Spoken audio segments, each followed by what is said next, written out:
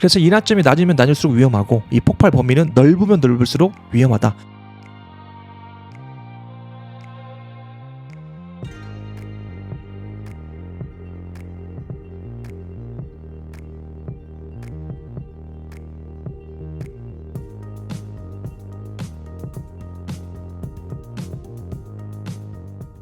여러분 반갑습니다. LFA 제2예방연구소의 이소장입니다. 자, 오늘 주제는 폭발 한계에 대해서 여러분들과 함께 나눠봤으면 좋겠습니다. 이 폭발 한계는 가연성 물질의 누출, 화재, 폭발 세 단계 메커니즘에 밀접하게 연관이 된 주제라고 생각이 되고요. 그리고 화공안전 분야에서 이 폭발 한계는 매우 중요한 그런 포인트가 된다, 그렇게 보시면 되고, 그리고 이론적 관점뿐만 아니라 또 사업장에서 이 가연성 물질을 취급하고 또 위험존에 있는 그런 사업장 같은 경우에는 이 폭발 한계에 대해서 취급하고 있는 이 물질의 성상 그리고 익스플로전 리밋에 대해서 반드시 체크해야 될 부분들이 있다, 그렇게 생각이 됩니다. 나이가 60이다 70이다 하는 것으로 그 사람이 늙었다 젊었다 할 수 없다. 늙고 젊은 것은 그 사람의 신념이 늙었느냐 젊었느냐 하는 데 있다. 메가더. 자, 첫 번째로는 연소 개념에 대해서 우리 같이 알아봤으면 좋겠습니다. 산업안전 분야에서 누출, 화재, 폭발 이런 중요한 포인트를 심도 있게 공부하는 파트는 아닌데, 보통 산업안전은 이제 전체적인 산업 현장에 각 분야별로 알아야 될 내용만, 포인트만 공부하는 거기 때문에 연소, 이것은 뭐 기본적으로 시험을 위해서나 우리가 상식으로 알고 있는 그런 내용이라고 보시면 되고, 그 다음에 이제 화재, 폭발 메커니즘으로 나아가면 나아갈수록 프로페셔널한 그런 영역이라고 생각하시면 될 것 같습니다. 소방 분야나 안전 분야, 그리고 가스 안전, 그리고 위험물 쪽에서도 빠지지 않고 등장하는 게 바로 이 연소 개념, 그리고 오늘 주제인 폭발 한계, 그 다음에 폭발 범위 포인트가 된다고 여러분들이 생각하시면 되겠습니다. 그래서 이 연소는 뭐 굉장히 여러분들 잘 알고 계시는 것처럼 연소 물질이 뭐 산소 화합할 때 다량의 열과 빛을 내는 현상이다, 이렇게 보시면 되겠습니다. 쉽게 말해서 불이 붙는 거죠.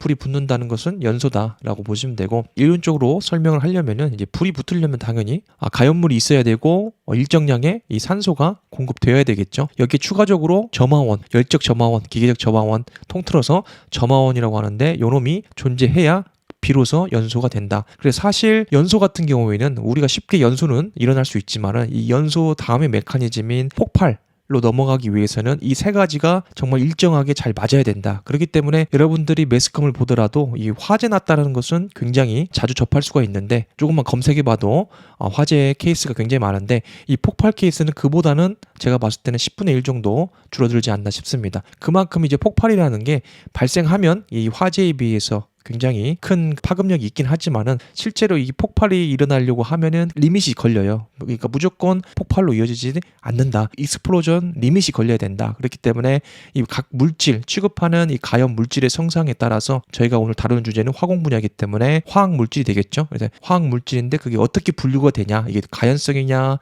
독성이냐 뭐 특정 표적장기 물질이냐 이런 것들로 구분할 수 있는데, 저희는 당연히 가연성 이꼴 인화성 물질이라고 여러분들이 체크를 하셨으면 좋겠습니다. 그래서 화재 폭발이 일어나려면 반드시 세 가지 조건이 동시에 충족이 돼야 됩니다. 실질적으로 이 폭발이 일어나는 것은 보기가 어렵다, 이렇게 여러분들이 생각하시면 될 것 같아요. 연료가 있어야 되죠. 그렇죠? 연료하고 원료를 여러분들 구분하실 줄 알아야 되는 거 말씀드렸죠. 그래서 이 연료는 가연성 가스, 뭐 이런 증기, 이런 베이퍼가 되겠고요. 산소는 말 그대로 우리가 매일 숨쉬는 그 산소 공기 매개체가 되겠고요. 그 다음에 이제 스파크나 불꽃 같은 점화원이죠. 그래서 이 점화원만 얘기하더라도 수십 가지가 돼요. 우리가 알고 있는 그냥 성냥불이나 가스레인지 불, 이것도 점화원이지만은 그 외에 열적 점화원도 있고 기계적 점화원, 마찰열에 의한 이런 점화원도 되기 때문에 굉장히 많다. 여러분들이 체크만 하셨으면 되겠습니다. 그래서 따로 뭐 자격증 강의나 뭐 디테일한 내용을 다루는 것은 아니기 때문에 간단히 설명만 하고 넘어가겠습니다. 그래서 불의 3요소, 불의 3요소가 나와 있는데, 불은 말 그대로 연소죠. 연소로 바꿔서 여러분들이 기본체 개념을 잡으셔도 되겠습니다.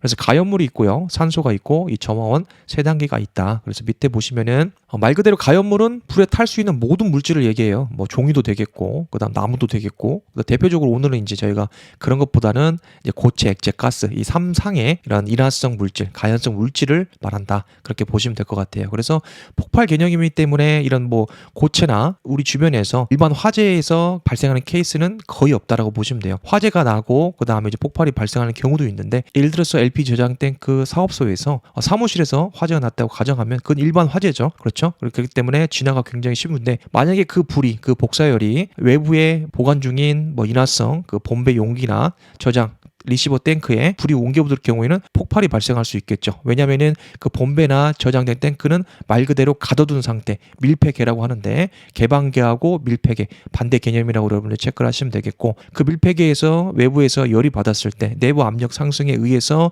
안전밸브가 터질 거고 안전장치가 가동이 될 거고, 그것을 커버할 수 없을 정도로 외부의 열이 계속해서 히팅이 될 경우에는 당연히 이 내부의 용기가 허용 강도 이상으로 흐물어지면서 터지는 현상, 찢어지면서 공국이 발생하면서 피놀이죠. 피놀이 발생하면서 터지는 현상이 바로 폭발이다. 근데 문제는 폭발음과 함께 그 내부에 견디지 못한 압력에 의한 튕겨나간 그런 파편들이 사방으로 그 터져 나가는 게 가장 무서운 포인트다라고 보시면 될 것 같습니다. 그래서 가연물은 그렇다. 그리고 산소는 대부분의 경우 이제 산소, 공기, 산화성 물질이 되겠는데, 저희가 이제 대기 중에 보는 것은 산소하고 공기밖에 없지만은 이 화학 물질을 다량으로 취급하는 이제 정교한 공정 같은 경우에는 산화되기 쉬운 물질이 인근에 그리고 다른 공정 간 거리를 띄워서 배치를 하고 보관하고 저장하고 있는 경우에는 이 산화성 물질이 산소를 공급함으로써 이 가연물을 타고 있는데 계속해서 산소를 차단하거나 밀폐를 해야 되는데, 이 산소가 공급됨으로 인해서 화재가 대량으로 그리고 지속해서 스프레이드 되는 경우가 많다. 여러분들이 이렇게 체크를 하셨으면 좋겠습니다. 그리고 점화 에너지는 말 그대로 점화원이죠. 에너지니까 용접, 용담, 불티, 그리고 전기, 스파크, 마찰열, 이렇게 굉장히 다양한 분야가 있다. 여러분들이 체크를 하셨으면 좋겠습니다. 자, 두 번째로는 폭발 한계가 되겠죠. 오늘 주제가 되겠는데 익스플로전 리밋이라고 해요. 그래서 첫 번째는 연소의 개념을 반드시 알아야 되죠. 아무리 오래전에 배웠다고 하더라도 이 연소의 3요소 여러분들 체크를 하셔야 되고, 연소가 되지 않은 이상은 폭발이 발생할 수가 없죠. 그렇죠? 연소는 말 그대로 불이 붙는 상태인데, 근데 불이 붙었는데 거기에 가연물이 무엇이냐, 개방계냐 밀폐계냐에 따라서 폭발이 하냐 안 하냐, 그런 포인트라고 여러분들이 체크를 하셨으면 좋겠습니다. 그래서 연소 하한계하고 연소 상한계는 반드시 여러분들이 체크를 하셔야 된다. 이것은 인화성 물질이 그 고유의 물질이 폭발할 수 있는 폭발 한계라고 해요. LEL이라고 하고 그 다음에 EL이라고 합니다. 그래서 low explosion level이 있고, 그러니까 하한이죠. 그 하한선이 있고, 그 다음에 상한선 upper explosion level이라고 해요. 그래서 이 연소 하한하고 연소 상한의 그 중간 사이즈, 중간 범위를 레인지라고 하는데, 그 안에 들어왔을 때 이 폭발 한계라고 하는데, 그 안에서만 점화원이 존재했을 때 폭발한다. 그렇게 여러분들이 보시면 되겠습니다. 그러면 답이 나왔죠. 폭발성 물질, 가연성 물질을 취급하고 있는 사업장 같은 경우에는 어떻게 하면 되죠? 이 연소 하한계 취급하고 있는 물질의 연소 하한계 미만으로 관리를 한다든지, 아니면 연소 상한계 이상으로 이 폭발 한계를 관리를 하시면은 아무리 불을 붙여도 폭발은 일어나지 않는다. 이런 이론적인 개념을 여러분들이 체크하시면 되겠습니다. 자, 그래서 포인트는 밑에 제가 적어놨죠. 자, 연소의 3요소가 모두 갖춰져 있더라도 가연성 물질이 가지고 있는 인화성 가스의 농도를 벗어날 경우에 폭발이 발생하지 않는다. 가장 큰 포인트입니다. 이 연소 하한하고 연소 상한계를 여러분들 체크를 하셔야 된다. 그 포인트가 되겠습니다. 그래서 폭발이 발생할 수 있는 공기 중에 인화성 가스의 농도 범위라고 해요. 그래서 그거를 볼륨 퍼센트로 나누는데 그게 폭발 한계 혹은 폭발 범위라고 한다. 그래서 포인트는 폭발 범위가 넓은 물질일수록 당연히 위험도가 높다. 이렇게 보시면 되겠죠. 그래서 폭발 한계는 물질이 발생할 수 있는 인화성 가스의 농도 범위다. 그리고 폭발 상한계, 폭발 하한계라고도 구분이 됩니다. 자, 먼저 첫 번째 low explosion limit이라고 해요. 그래서 LEL이라고 하는데, 공기 중에서 연소를 가능하게 하는 필요한 특정 가연성 가스의 증기 농도, minimum concentration이라고 하는데, 요거를 해당 가스에 대한 폭발 하한으로 정의를 합니다. 그래서 이 폭발 하한 농도 밑에 있는 인화성 가스라고 가정을 하면은 점화원을 주어도 공급을 하여도 불이 붙지 않는다. 왜냐면은 인화성 농도, 정확한 얘기는 베이퍼죠. 이 베이퍼가 희박하기 때문에 불이 붙지 않는다. 이런 개념으로 여러분들 체크를 하셨으면 좋겠고, 폭발 상한은 폭발 하한계의 반대겠죠. 리치죠. 굉장히 농도가 진해도 이게 폭발이 발생하지 않는다. 그런 개념을 여러분들이 머리에 콱 심었으면 좋겠습니다. 자, 폭발 한계의 특징을 한번 살펴볼게요. 자, 온도가 높아지면 당연히 연소 범위는 넓어지고요. 압력이 높아지면 하한계 LEL은 변하지 않습니다. 크게 변하지 않지만은 상한계는 상승하는 경향이 있다. 체크를 하셨으면 좋겠고, 압력이 높아지면 당연히 연소 범위는 넓어진다. 보시면 되겠고요. 상용 압력 1기압, 상용 압력이 대기압이죠. 1기압이면 1atm이라고 하는데, 이것보다 낮아지면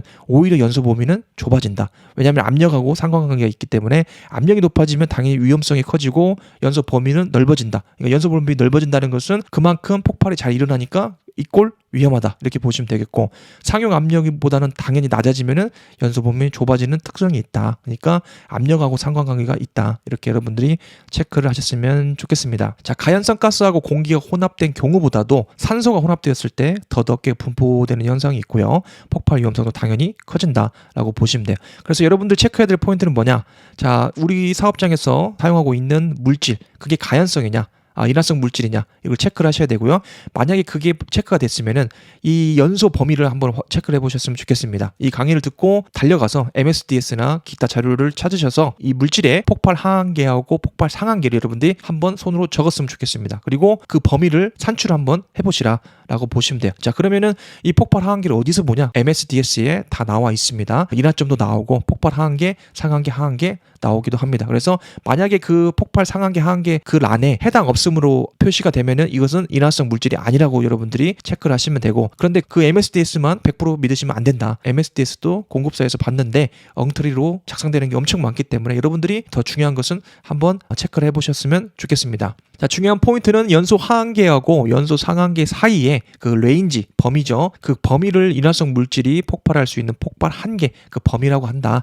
여러분들이 체크를 하셨으면 좋겠습니다. 자, 그래서 연소 상한계, 하한계를 한번 그림으로 나타냈는데 발화의 조건입니다. 이 발화라는 것은 화재가 발생한 시점이라고 여러분들 보시면 되고, 연소 한계 곡선이라고 하는데 소방학 개론에서 얘기하는 거라고, 그 다음에 우리 안전 쪽에서 얘기하는 거, 그리고 위험문에서 얘기하는 거는 약간 그 개념 차이, 정의가 좀 다르긴 한데 이 부분은 여러분들이 오늘 다루는 내용하고 대입해서 생각하시면 되겠습니다. 연소 한계라고 하셔도 되고 폭발 한계라고 하셔도 무방하다. 이렇게 여러분들이 체크를 하셨으면 좋겠고, 자, 여기 가로 세로를 보시면은 여러분들 이런 그림, 간단한 그림들은 해석할 수 있으시죠? 자, 가로는 온도죠. 온도 T에 대해서 이 농도, 압력, 이 물적 조건을 어떻게 P로 맞추느냐, 그 포인트라고 보시면 되겠고, 어느 A라는 물질을 범위를 나타내 보면은 인하점이 있겠죠. 플래시 포인트가 있겠고, 화재가 발생할 수 있는, 연소가 발생할 수 있는 최저 온도가 인하점이다. 그래서 이 인하점은 낮을수록 뭐다? 위험하다. 그렇죠? 왜냐하면 낮아도 쉽게 불이 붙으니까. 불이 붙는다는 것은 증기가 나오니까. 그렇죠? 예를 들어서 어떤 물질의 인하점이 MSDS상 확인해 보니까 5도다. 그렇죠? 그러니까 이 말은 뭐예요? 지금 우리 날씨가 10도라는 거죠. 예를 들어서. 그러면은 이 인하점 5도짜리 이 A라는 물질은 이미 증기가 나오고 있는 거예요. 그렇죠? 우리가 가장 쉽게 얘기할 수 있는 것은 여름에 휘발유 주의하다 보면은 비스듬히 옆에서 보면은 아지랑이 같이 증기가 피어나오는 거 보게 되죠. 그렇죠? 그게 증기입니다. 거기에 이제 연소의 사무소가 충족이 되면 화재나 폭발로 발생을 한다. 그럼 화재나 폭발 나누는 기준은 뭐냐? 밀폐계냐? 그렇지 않느냐? 그렇게 여러분들이 체크를 하셨으면 좋겠습니다. 그래서 인하점이 낮으면 낮을수록 위험하고 이 폭발 범위는 넓으면 넓을수록 위험하다. 이렇게 여러분들이 포인트만 잡고 가셨으면 좋겠고요. 자, 이 A라는 인화성 물질 같은 경우에는 LFL하고 UFL이 있어요. 이 용어도 약간 좀 다르죠. 어퍼, 로어는 똑같고요. 플래머블입니다. 플래머블 레벨. 그러니까 중간에 명칭이 좀 다르긴 한데 제가 아까 말씀드린 것처럼 이걸 어디서 가져왔느냐 그 기준에 따라서 익스플로전이라고 하기도 하고 플래머블이라고 하기도 하기 때문에 체크를 하셨으면 좋겠습니다. 그래서 중요한 것은 화학 양론 조성비가 형성이 되고 여기에 이제 포화 증기압 선도가 그려지면서 포인트는 상한, 하한이 그려진다. 레인지 있죠. 여기가 이제 연소 범위다. 플래머블 범위, 익스플로전 존이다. 이렇게 생각하시고 이 범위 안에 A라는 물질이 들어왔을 때, 그리고 점화온이 주어졌을 때, 그리고 공기가 일정량 연소할 수 있을 만큼의 그 범위에 가해졌을 때 화재 폭발이 일어난다. 여러분들 이런 개념으로만 체크를 하셨으면 좋겠습니다. AIT는 오토 이그니션 템퍼러처라고 여러분들이 체크만 하셨으면 좋겠습니다. 자, 그러면 이 화재를 먼저 막아야, 이 불꽃이 나는 것을 먼저 막아야 폭발도 예방할 수 있겠죠. 먼저 불꽃이 나거나 화재가 발생하면은 거기서 바로 개방계로 인해서 바로 할 수 있는 그 양, 시메노브 이론에 의하면은 열 발화론이 있잖아요. 그래서 이 A라는 화재에서 열이 발생하는 것을 먼저 외부로 방출시키거나 빼주면은, 냉각이나 질식을 시키면은 화재가 발생하는 그 순간의 에너지보다 빼앗기는 열이 더 많기 때문에 연소의 단계로 이루어지지 않겠죠. 그렇죠?